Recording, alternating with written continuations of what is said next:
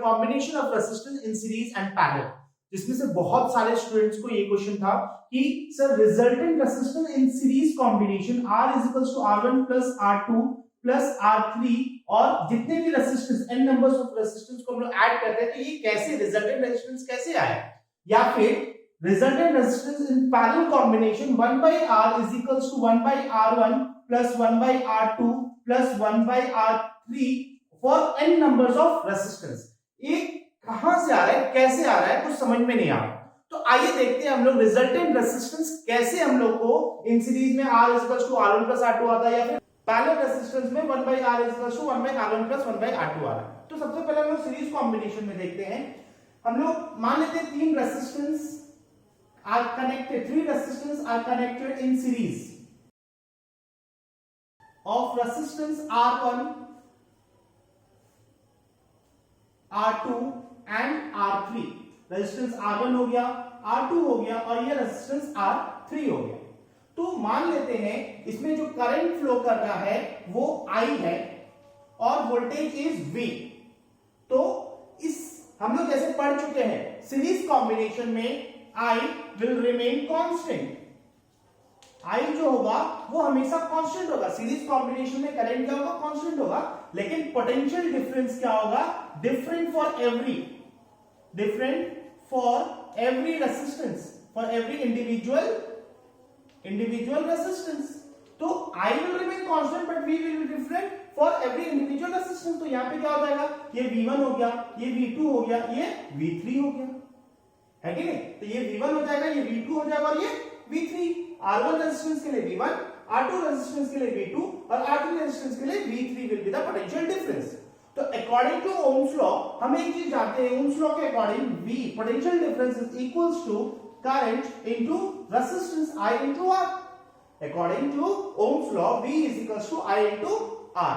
तो अगर हम V1 के लिए चाहें तो V1 के लिए क्या हो जाएगा, I इनटू R1, और V2 के लिए चाहें तो क्या हो जाएगा, I इंटू R2, और अगर V3 के लिए चाहें तो V3 के लिए पोटेंशियल डिफरेंस कितना हो जाएगा, I इंटू R3। और एक चीज हमने बताया था कि जो पोटेंशियल डिफरेंस टोटल V होगा, potential difference in the circuit जो होगा वो क्या हो जाएगा, V1 plus V2 plus V3। Potential difference पूरे सर्किट में कितना है, V है। V किसके बराबर हो जाएगा, तो V1 plus V2 plus V3 के बराबर होगा। तो यहां से अगर हम देखें इन तीनों इक्वेशन को, देखो V1 का वैल्यू है I इंटू R1, V2 का वैल्यू है I इंटू R2 और V3 का वैल्यू है I इंटू R3। तो ये और V का वैल्यू है I इंटू R। अगर हम इसको पुट करते हैं I इंटू R और V1 की जगह पे रखते हैं I R1 प्लस V2 की जगह पे रखते हैं I R2 और V3 की जगह पे रखते हैं I R3। अब क्या, यहां से IR is equals to R हमारा रिजल्टेंट रेजिस्टेंस है, तो यहां से सभी में से I को हम लोग कॉमन ले लेते हैं। तो ये क्या हो जाएगा, R1 plus R2 plus R3, simple way में। अब यहां से दोनों साइड से I कैंसिल हो गया, then the resultant resistance will be R is equals to R1 plus R2 plus R3। ये हो गया हमारा resultant resistance when resistance are connected in series. जब रेजिस्टेंस को सीरीज में कनेक्ट किया जाएगा तो resultant resistance will be R is equals to R1 plus R2 plus R3। और उसी तरीके से अगर नंबर ऑफ रेजिस्टेंस n है, नंबर ऑफ रेजिस्टेंस n है, तो resultant resistance will be equals to R1 plus R2 plus R3 plus number of n, Rn, where n is the number of resistance। समझ में आया होगा। तो कुछ इसी तरीके से हम लोग पैरेलल के लिए भी निकाल सकते हैं। आइए देखते हैं। अब हम लोग पैरेलल कॉम्बिनेशन के लिए देखते हैं। जब हम लोग तीन रेजिस्टेंस को कनेक्ट करते हैं पैरेलल कॉम्बिनेशन में, तो ये कुछ हो गया हम लोग का R1, ये रेजिस्टेंस R2 हो गया और ये रेजिस्टेंस को हम लोग R3। हम लोग कितने भी रेजिस्टेंस ले सकते हैं, नंबर 5, 10, 11, कितने भी resistance, n number of resistance को हम लोग पैरेलल कॉम्बिनेशन में कनेक्ट कर सकते हैं। ध्यान ये रखना है कि they are connected between the two same points, दो सेम पॉइंट्स के बीच में ही वो कनेक्टेड रहना चाहिए। तो अब इसको जब हम लोग सर्किट के फॉर्मेशन में लेकर के आते हैं ये करंट I यहां से पास करेगा, पोटेंशियल डिफरेंस V है। तो अब हम लोग देखते हैं कि क्योंकि तीनों resistance R1, R2 and R3 are connected between two same points, तो जैसा हमने पढ़ा था पैरेलल कॉम्बिनेशन में करंट यहां पे आकर के क्या हो रहा है, डिवाइड हो जा रहा है I1 में, I2 में और I3 में। कैसे हुआ, तो यहां पे करंट आने के बाद करंट स्प्लिट हो गया, कुछ करंट R1 के पास गया, कुछ करंट I2 के पास गया और कुछ करंट I3 के पास गया। क्योंकि इन दोनों के टर्मिनल्स, ये दोनों के एंड पॉइंट्स दोनों सेम है, तीनों रेजिस्टेंस के लिए एंड पॉइंट्स क्या है, सेम है, तो इन दोनों के बीच का जो पोटेंशियल डिफरेंस रहने वाला वो क्या है, कांस्टेंट। जैसा कि हम लोग पढ़े थे पैरेलल कॉम्बिनेशन में V विल रिमेन कांस्टेंट और I will be different for every individual resistance हर एक रेजिस्टेंस के लिए I जो होगा वो डिफरेंट होगा। तो अगर हम देखें यहां पे ओम्स लॉ की मदद से, तो I इज इक्वल्स टू क्या होता है, V by R. Ohm's law में हमने पढ़ा है I is equals to V by R. साथ ही अगर हम इस I1 के लिए निकालना चाहें करंट, I के लिए तो V बाई आर हो गया, लेकिन यहां पे I1 निकालना चाहें, R1 रेजिस्टेंस में कितना करंट जा रहा है, तो उसके लिए हम लोग को क्या करना पड़ेगा, तो I1 निकालने के लिए V बाई R1 लिखना पड़ेगा, क्योंकि फर्स्ट रेजिस्टेंस के लिए हम लोग सिर्फ निकाल रहे हैं, करंट वैरी कर जाता है। तो उसी तरीके से I2 क्या हो जाएगा, V बाई R2 हो जाएगा और I3 क्या हो जाएगा, V बाई R3 हो जाएगा। अब देखें तो हमने क्या देखा था यहां पे करंट, अगर हम ये तीनों करंट को यहां पे लेकर के आए तो ये I1 है, ये I2 है और ये वाला करंट I3 है, ये तीनों वापस से यहां पे आकर के I कंबाइन हो जाते हैं। इसका मतलब क्या है, I is equals to I1, या फिर यहीं पे लिखते हैं I is equals to I1 plus I2 plus I3। Total current जो होगा वो सर्किट में सेम रहने वाला है, क्योंकि ये सारा करंट आके वापस यहाँ पे I हो जा रहा है, तो I is equals to I1 plus I2 plus I3। तो हम यहां से अगर देखें तो I क्या है, ओम्स लॉ की मदद से V बाई R, और I1 हमारा क्या है, V by R1 plus V by R2, हमारा I2 है V बाई R2 और I3 है V बाई R3। यहां से V को कांस्टेंट ले लेते हैं, तो V बाई R कॉमन निकाल लेते हैं V को, तो ये हो जाएगा 1 by R1 plus 1 by R2 plus 1 by R3। दोनों साइड से V क्या हो जाएगा, क्योंकि potential difference will be constant, तो V कैंसिल आउट। तो resultant resistance is the reciprocal of the resultant resistance is equals to the reciprocal, the sum of the reciprocal of every individual resistance, 1 by R1 plus 1 by R2 plus 1 by R3। यही हो जाएगा हमारा resultant resistance when resistance are combined in parallel combination में, the resultant resistance will be 1 by R is equals to 1 by R1 plus 1 by R2 plus 1 by R3।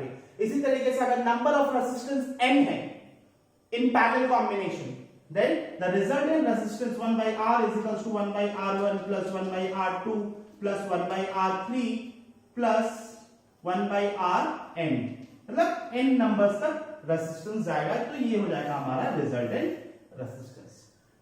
अब लगभग मेरे को लगता है आप लोगों को ये डाउट पूरी तरीके से क्लियर हो गया होगा, कैसे हम resultant resistance in series combination और पैरेलल कॉम्बिनेशन निकाल सकते हैं।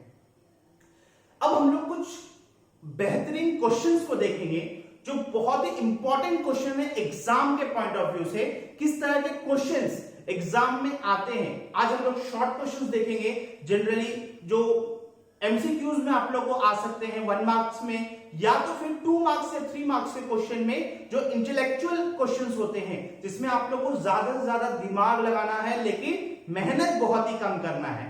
तो पहला क्वेश्चन है हमारे पास, find the current drawn from the battery by the network of 4 resistors shown in the figure। तो ये हम लोग के पास 4 रेसिस्टर्स का एक सर्किट है, तो इसमें से हम लोग को करंट फाइंड आउट करना है इस सर्किट में। रेसिस्टर्स क्या होता है, बहुत लोग पूछेंगे। जनरली रेजिस्टेंस क्या है, प्रॉपर्टी है, मटेरियल का क्या है, प्रॉपर्टी है which opposes the flow of current. जो भी हम लोग हाई रेसिस्टेंस का अप्लायंस लगाते हैं उसे हम रेसिस्टर कहते हैं, जिसे हम इस तरीके से डिनोट करते हैं। रेजिस्टेंस इज ए प्रॉपर्टी, तो अगर हम लोग किसी भी तरह का हाई अप्लायंस जिसका रेसिस्टेंस बहुत ही हाई होता है उसे हम रेसिस्टर बोलेंगे, जिसको हम लोग अप्लायंस की तरह यूज करते हैं। तो मान लेते हैं यहाँ पे इस सर्किट में 4 रेसिस्टेंस लगाया गया है। इस सर्किट में सबसे पहले हम लोग को पहचानना है ये रेसिस्टेंस सीरीज कॉम्बिनेशन में है या पैरेलल कॉम्बिनेशन में है, ये समझना बहुत ही जरूरी है। तो अगर हम यहाँ पे इसको समझने का बस एक तरीका, सबसे बस एक नहीं बहुत सारे तरीके हैं, लेकिन मेरे को जो कंफर्टेबल लगता है, सबसे इजीएस्ट वे लगता है, देखिए पहचाने कैसे। सबसे पहले आप करंट का जो डायरेक्शन है वो करंट को यहां तक लेकर के आए और यहां से करंट स्प्लिट होगा, क्योंकि यहां पे करंट यहां पे पहुंचा और यहां से 2 कनेक्टिंग वायर्स है, 2 कनेक्टिंग वायर्स है, तो करंट दोनों तरफ जाएगा कुछ कुछ। तो करंट, कुछ करंट इधर गया और कुछ करंट इधर गया। तो इसको मान लिए हम लोग R1, इसको मान लिए R2, इसको मान लिए हम लोग R3 और ये वाला हो गया R4। कुछ करंट गया इधर I1 और ये कुछ करंट आया इधर I2। अब देखते हैं ये I1 करंट यहां से गया, इधर भी I1 ही करंट आ रहा है, इधर भी I1 करंट ही आ रहा है, और यहां पे जो करंट आया तो इधर नहीं जाएगा क्योंकि करंट इधर से I2 आ रहा है ऑलरेडी, और करंट ये दोनों मिलकर के यहां पे आ गया वापस I। तो हम क्या देख रहे हैं, R1, R2 and R3 are connected in series, but R4 is connected in parallel to R1, R2 and R3। अगर इस सर्किट को हम इजीएस्ट वे में थोड़ा सा ड्रॉ करें तो ये सर्किट हमारे लिए कुछ इस तरीके से हो जाएगा।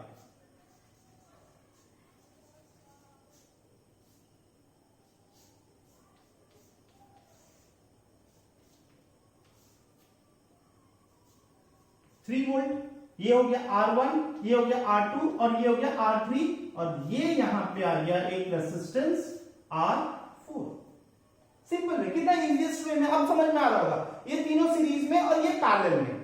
तो अब हम लोग क्या करते हैं, यहां से सिंपली ये हो गया हमारा I, ये हो गया I। तो यहां से अगर हम इस पूरे रेसिस्टेंस को R डैश मान ले, R डैश मान ले, तो यहां पे हमारा ये देखें तो पहले तो हम लोग को रिजल्टेंट रेजिस्टेंस निकालना है।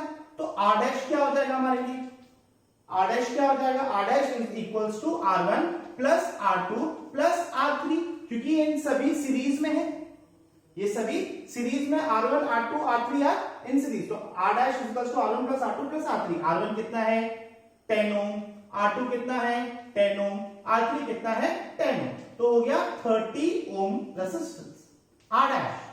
Now R dash is parallel to R4। तो यहां पे क्या हो जाएगा 1 by R रिजल्टेंट रेजिस्टेंस पूरे सर्किट का resultant resistance is equals to 1 by R dash plus 1 by R4। What is 1 by R dash? 30 plus 1 by R4 is 10। 30 ये हो जाएगा 1 प्लस 3 विच इज 4 by 30।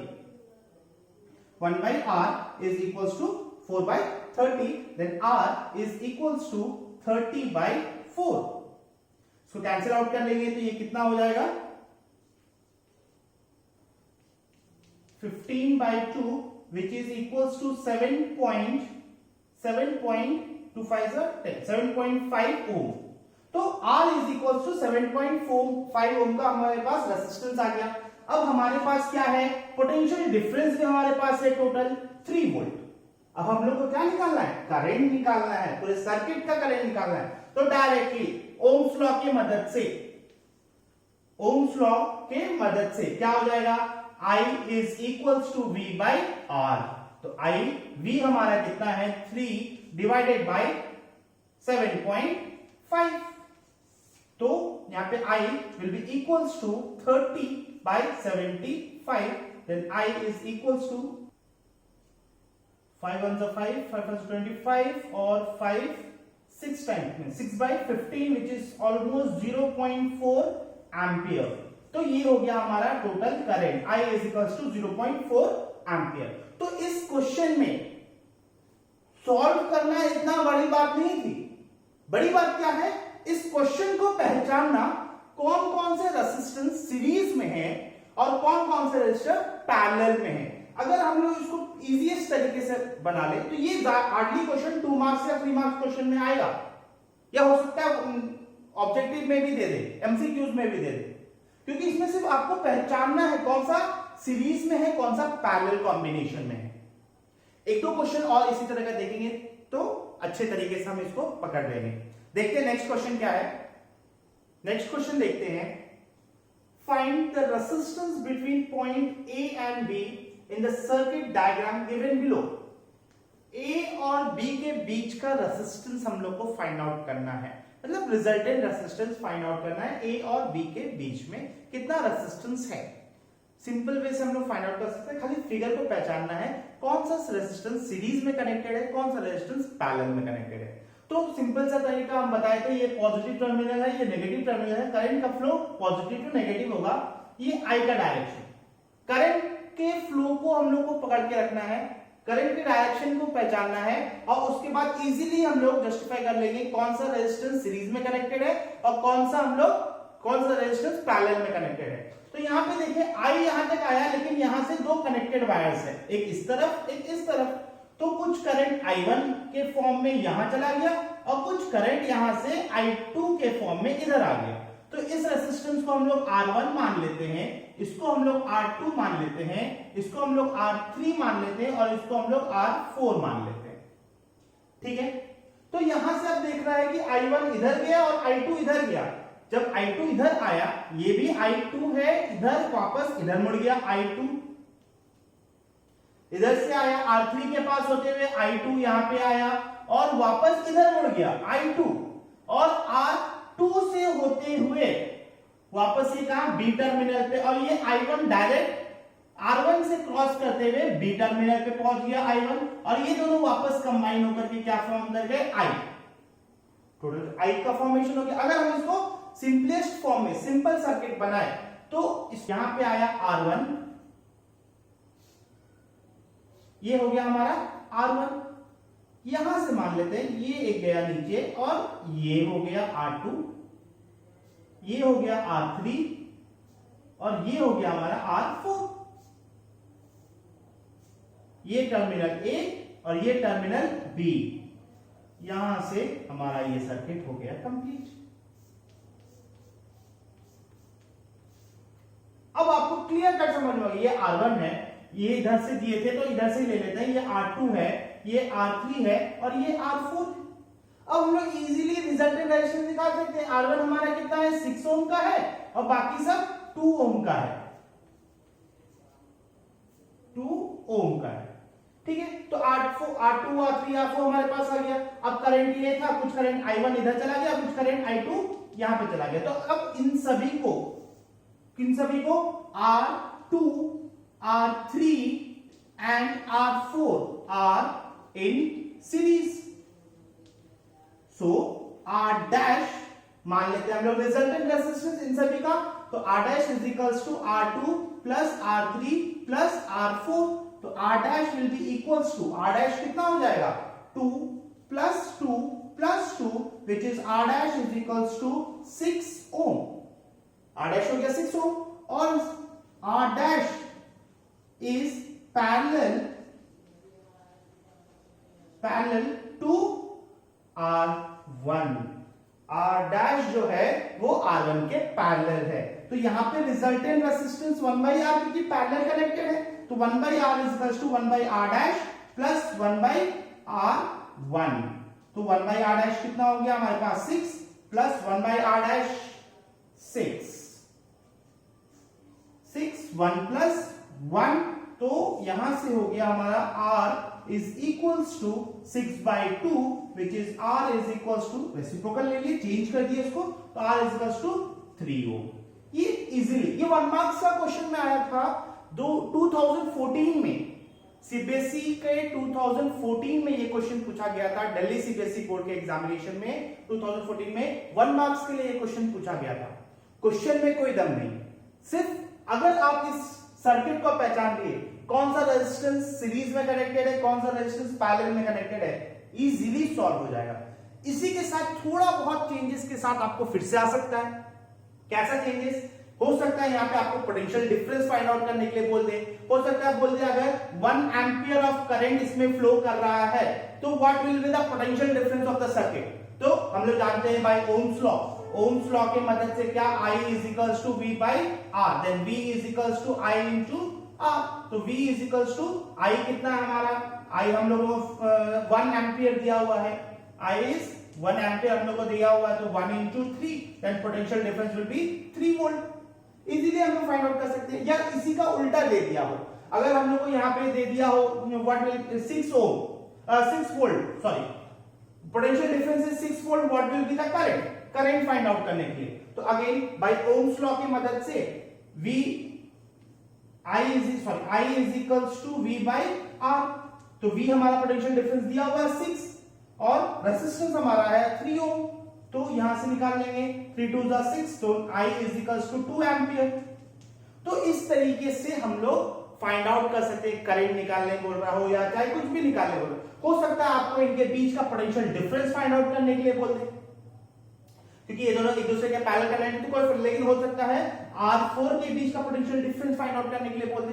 तो इस तरीके से हम लोग कैलकुलेट कर सकते हैं ओम्स लॉ के थोड़ा बहुत चेंजेस के साथ, यही सब क्वेश्चंस घूम फिर के आते रहते हैं। तो आपको मेन पहचानना क्या है कि resistance are connected in series और पैरेलल, ठीक है। एक और क्वेश्चन देखते हैं लास्ट, उसके बाद आपको बढ़िया तरीके से ये पूरा कॉन्सेप्ट समझ में आ जाएगा कि कैसे सीरीज कनेक्टेड में हम लोग पहचानेंगे और पैरेलल कनेक्टेड हम लोग कैसे देखते हैं। नेक्स्ट क्वेश्चन क्या है।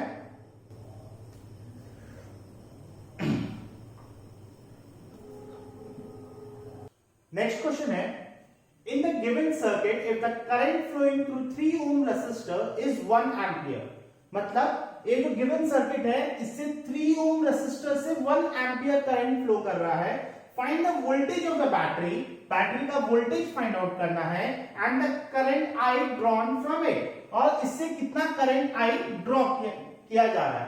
तो हमारे पास अभी है क्या सर्किट में, हम लोग को ये क्लियर देख के पता चल रहा है। अगर हम इसको कर दे R1, ये हो जाएगा R2 और ये हो जाएगा R3, तो यहां पे R2 and R3 are in parallel, but R1 is in series with R2 and R3। यहां पे R2 और R3 रेजिस्टेंस जो है वो पैरेलल में कनेक्टेड है, लेकिन R1 जो है R2 और R3 के साथ सीरीज में कनेक्टेड है। देखते हैं क्या क्या दिया हुआ है पहले। तो R1 हमारे पास है 2 ओम का, R2 हमारे पास है 3 ओम और R3 है 6 ओम। तो ये 3 रेजिस्टेंस दिए हुए हैं, और साथ ही में ये दिया हुआ है R2 3 ओम रेजिस्टेंस से हमारे पास I2 जो है वो 1 एम्पियर का है, 1 एम्पियर करंट, ठीक है। तो अगर हम पहले तो इसका रेजिस्टेंस फाइंड आउट करें, तो R2 and R3 are in parallel, तो रिजल्टेंट रेजिस्टेंस कितना हो जाएगा, 1 by R डैश मान लेते हैं, resultant resistance 1 by R dash is equals to 1 by R2 plus 1 by R3, then 1 by R dash is equals to 1 by 3 plus 1 by 6, LCM is 6, 2 plus 1 which is 3 by 6, 2 times, तो R dash reciprocal कर देंगे, R dash will be equals to 2 ohm, तो R dash आ गया हम लोग को 2 ohm। Next अगर हम देखें तो हम लोग को हमारे पास R2 है कितना 3 ओम का, और हमारे पास I2 है, इससे जो करंट पास कर रहा है वो है 1 एम्पियर, ये गिवन है 1 ampere flowing through 3 ohm resistor is 1 ampere का करंट फ्लो कर रहा है। तो हम लोग यहां से V2 फाइंड आउट कर सकते हैं। क्या हम लोग V2 फाइंड आउट कर सकते हैं? इसमें से पोटेंशियल डिफरेंस क्या होगा, then V2 is equals to I into R2, I2 into R2, तो I2 कितना है 1 इंटू R2 है 3, then V2 is equals to 3 volt. अगर हम ध्यान से देखें तो ये R2 और R3 दोनों का दोनों पैरेलल में कनेक्टेड है ना, तो इन दोनों के बीच का पोटेंशियल डिफरेंस क्या होने वाला है, सेम होने वाला है। तो हम लोग मान लेते हैं इनके बीच का पोटेंशियल डिफरेंस को V dash, then V dash is equals to V2 which is equals to 3 volt. ठीक है, तो यहां पे हम लोग इनके बीच का पोटेंशियल डिफरेंस हम लोग को फाइंड आउट कर दिया, पता चल गया। तो अगर हम लोग को पोटेंशियल डिफरेंस फाइंड आउट हो चुका है, हम लोग को टोटल रेजिस्टेंस R डैश हम लोग को पता चल चुका है कितना है, 2 ओम का है, तो हम लोग क्या I डैश निकाल सकते हैं, इसके बीच का करंट फाइंड आउट कर सकते हैं।